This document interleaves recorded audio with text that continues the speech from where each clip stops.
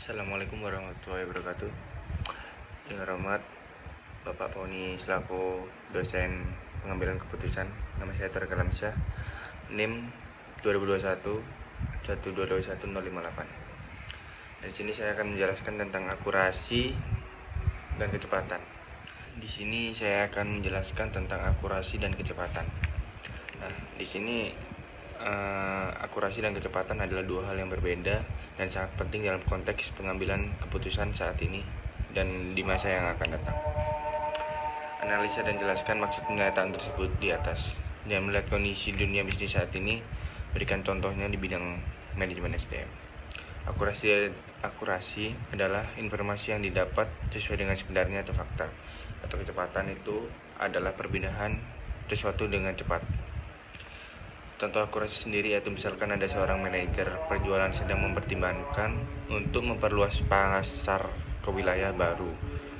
Nah, untuk pengambilan keputusan yang akurat ini, manajer tersebut perlu mengumpulkan data. Nah, data ini berupa tentang kondisi pasar, preferensi konsumen, pesaing, dan faktor-faktor lain yang relevan. Jika data yang dikumpulkan tidak akurat, maka keputusan yang diambil menjadi tidak tepat dan berdampak negatif pada bisnis. Contoh kecepatan, yaitu sebuah perusahaan retail mungkin mendapatkan peluang untuk membeli stok produk dengan harga diskon yang signifikan hanya dalam waktu terbatas. Waktu pengambilan keputusan yang menguntungkan perusahaan tersebut perlu mengevaluasi peluang tersebut dengan tepat, menganalisis proses keuangan dan risiko, membuat keputusan pembelian dalam waktu singkat sebelum peluang itu hilang. Dan kecepatan dalam mengambil keputusan dapat memungkinkan perusahaan untuk mendapatkan keuntungan yang lebih besar atau menghindari kerugian.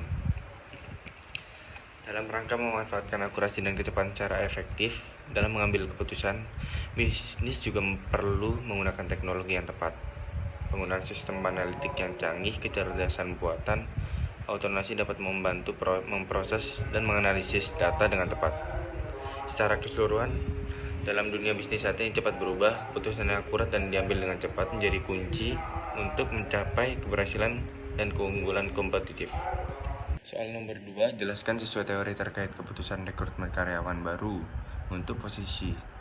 Lalu buat simulasi dan analisis decision matrixnya dengan menggunakan 4 alternatif kandidat karyawan, 5 kriteria, pembobotan kriteria, jelaskan dasar pembobotan masing-masing kriteria secara rasional.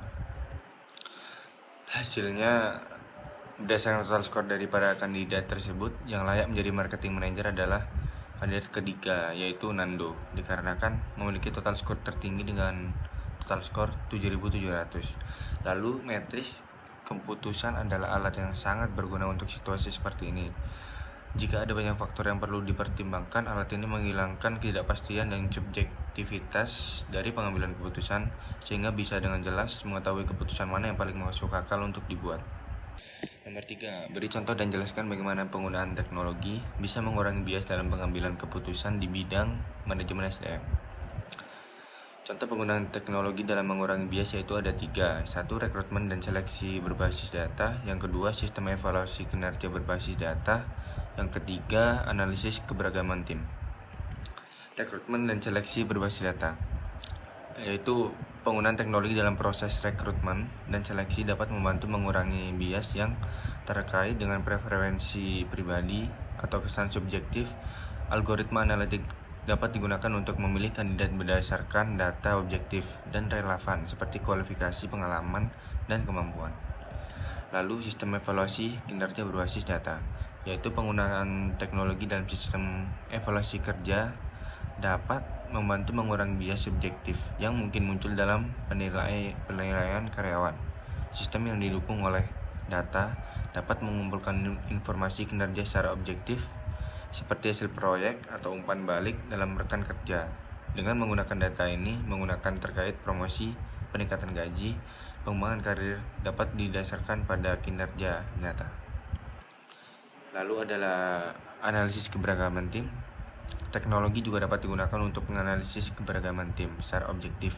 Algoritma analitik dapat membantu memantau komposisi tim berdasarkan faktor-faktor seperti jenis kelamin dan latar belakang pendidikan. Dengan demikian, keputusan terkait dengan pembagian tugas Dan promosi dapat diambil dengan mempertimbangkan keberagaman yang seimbang, mengurangi kemungkinan yang mungkin muncul dalam pengambilan keputusan.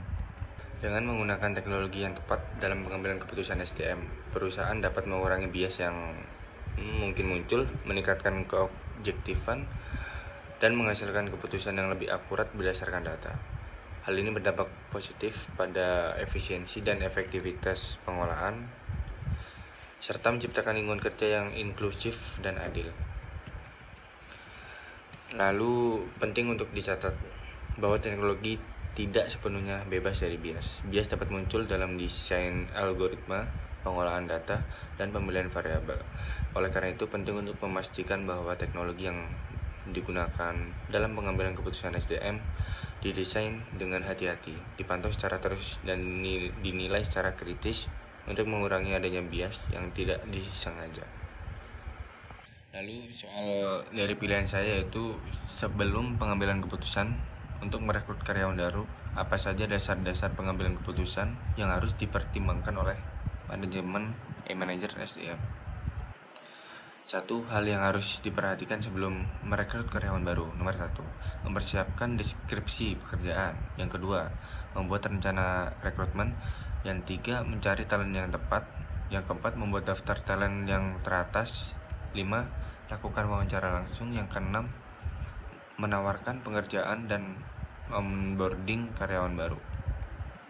Sekian dari saya, Tori Kalamsa. Terima kasih. Assalamualaikum warahmatullahi wabarakatuh.